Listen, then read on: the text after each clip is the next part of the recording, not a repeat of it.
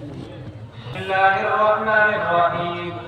وعن حمزة بن حكيم عن أبيه عن جده أنه سمع رسول الله صلى الله عليه وسلم يقول في قوله تعالى: كنتم خير أمة أخرجت للناس قال أنتم تتمون 70 أمة وأنتم خيرها وأكرمها على الله تعالى.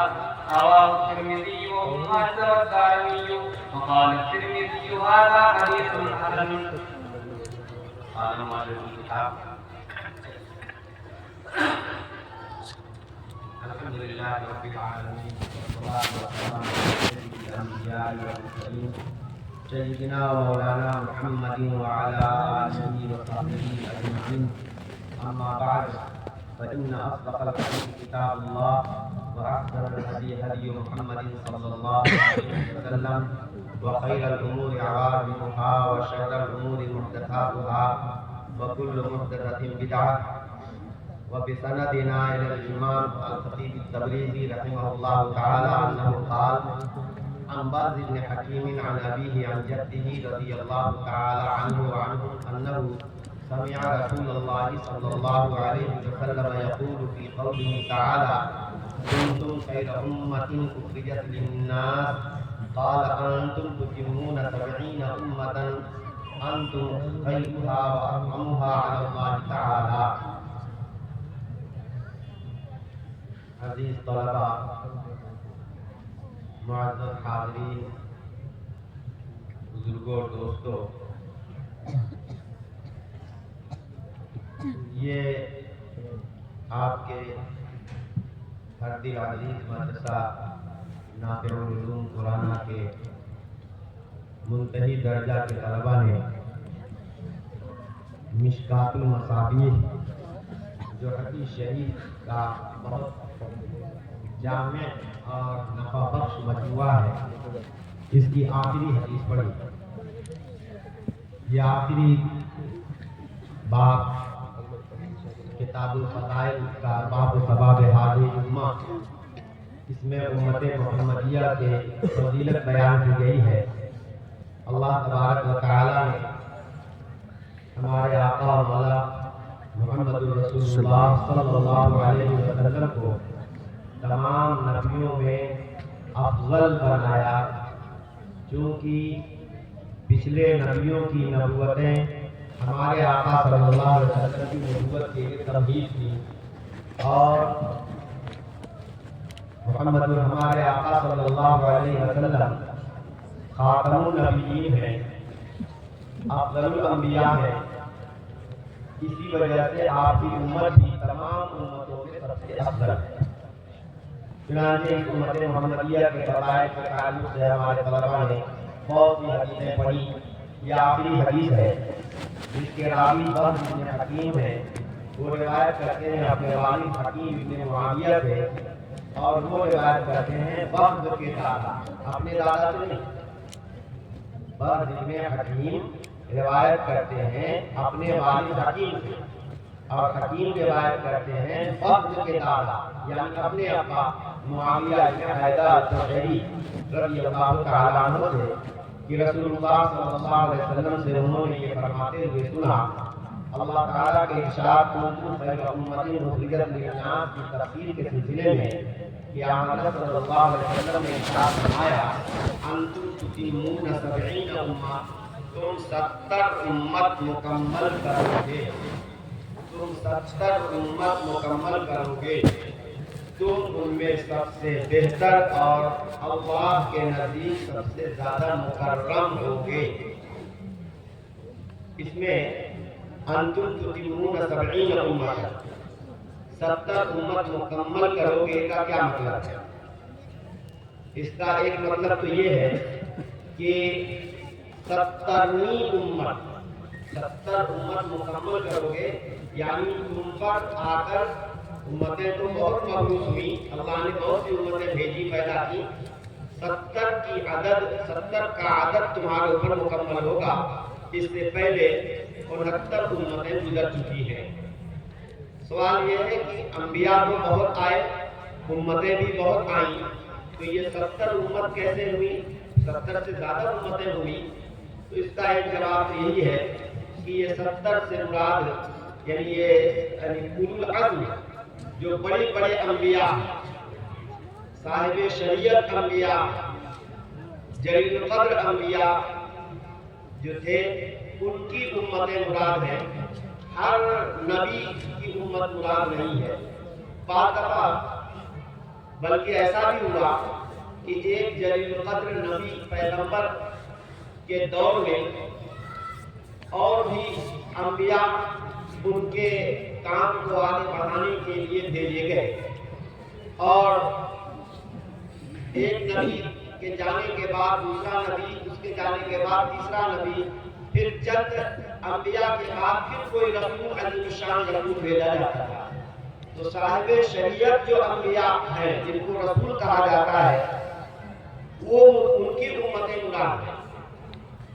لیکن اس میں بھی اشکال ہوگا کیونکہ اس کی تحقیق مشکل ہے، اس لیے صحیح جواب یہی ہے کہ یہ 70 کا عدد جو ہے یہ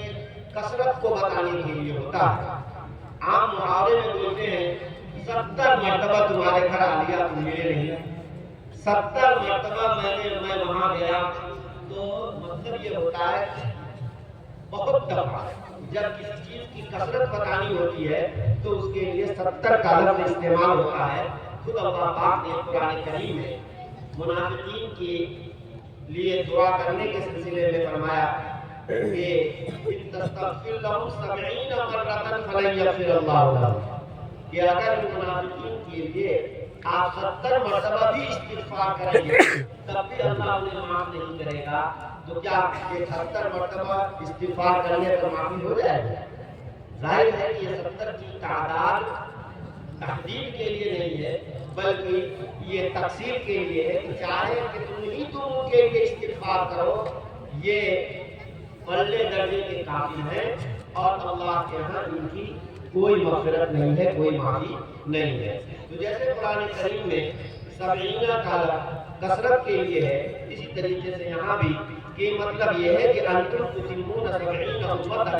بہت سی امتیں اللہ نے مبعوث فرمائی ہیں اور تم تمام امتوں کے اینڈ میں اور آخر میں تم ہو، ان تمام امتوں کا خاتمہ اور اختتام تمہارے ذریعے سے ہو رہا ہے، اور پھر انتم خیرھا واکرمھا علی اللہ تعالی، ان تمام امتوں میں تم سب سے افضل ہو اور اللہ کے نزدیک سب سے زیادہ مکرم ہو، کیونکہ تمہارا نبی تمام انبیاء میں سب سے افضل ہے اور سب سے مکرم ہے، اسی وجہ سے اس کی امت بھی تمام امتوں میں سب سے افضل اور سب سے زیادہ مکرم ہے۔ یہ حدیث ہے جس کو امام ترمذی، ابن ماجہ اور دارمی نے اپنی اپنی کتابوں میں اپنی اپنی سندوں سے روایت کیا ہے، اور امام ترمذی رحمۃ اللہ علیہ اس حدیث پر روایت کرنے کے بعد حکم لگاتے ہیں ھذا حدیث حسن، یہ حدیث حسن ہے۔ حدیث یہ طلبہ ہمارے جانتے ہیں کہ پڑھے ہوئے ہیں کہ حدیث ایک تو صحیح درجے کی ہوتی ہے، ایک حسن درجے کی ہوتی ہے، ایک ضعیف درجے کی ہوتی ہے، اور پھر صحیح بھی مختلف میں بھی بہت سے مراتب ہوتے ہیں، حسن میں بھی مختلف درجات ہوتے ہیں اور ضعیف میں بھی مختلف درجات ہوتے ہیں، لیکن موٹی موٹی 3 قسمیں ہوتی ہیں، ایک صحیح اور ایک میڈیم درجے کی حسن اور ایک سب سے ادنا درجے کی۔ ثبوت کے اعتبار سے یہ تقسیم ہے، ورنہ تو حضرت نبی کریم صلی اللہ علیہ وسلم سے منقول جو بھی حدیثیں ہیں وہ سبھی اچھا، سبھی کا مضمون بہت اچھا ہوتا ہے اور بہت ہی دلنشین ہوا کرتا ہے، الفاظ بھی میرے آقا مولا صلی اللہ علیہ وسلم کے بہت نپے تلے ہوتے ہیں اور ان کے اندر بڑی جامعیت ہوا کرتی ہے۔ روایت کے اعتبار سے یہ اصطلاح ہے کہ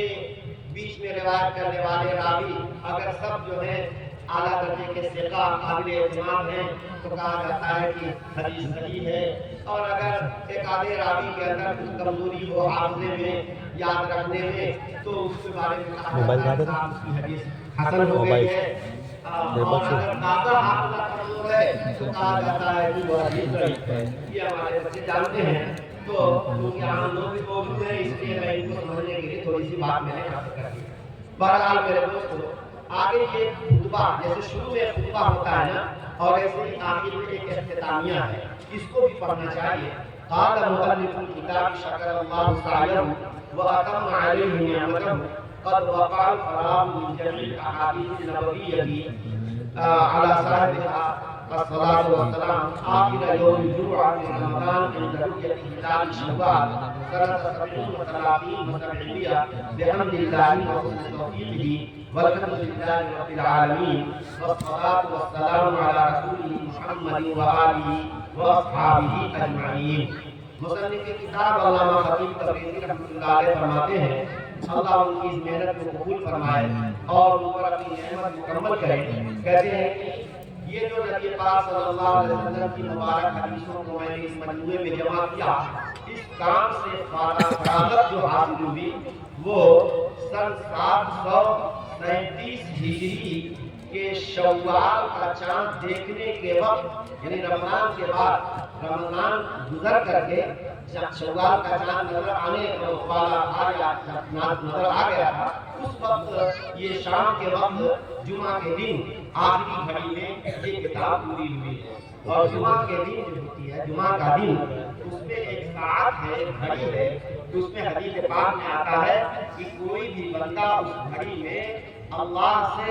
نہیں کچھ بھی مانگے گا مگر اللہ اس کو عطا کرے. یہ گھڑی کون سی وقت ہے؟ اس میں مختلف اقوال ہیں روایتوں کی روشنی میں. ایک یہ کہ امام صاحب خطبہ دینے کے لیے جب اٹھتے ہیں اس وقت سے لے کر نماز سے فارغ ہونے تک کے درمیان یہ ساعت ہے. لیکن زیادہ تر روایات اور صحیح احادیث آپ نے پڑھی ہیں، ان کی روشنی میں یہی راجح ہے کہ یہ گھڑی جمعہ کے دن عصر کے بعد سے لے کر غروب آفتاب تک کے وقفے میں یہ گھڑی ہوتی ہے. کون کون ہو؟ جمعہ کے دن عصر کے بعد سے لے کر آ رہا ہوں پنڈال میں بیٹھا غروب شمس تک کا جو وقفہ ہے، اس وقفے میں یہ گھڑی ہوتی ہے. بہت قیمتی وقت ہے میرے دوستو. اس وقت کو ہم واہی تباہی میں پاتاب میں ضائع کرنے کے بجائے اگر ہم دعا کا اہتمام کیا کریں تو کیا پتہ اللہ تبارک و تعالیٰ اس گھڑی میں ہماری دعا ہو جائے اور اللہ کی بارگاہ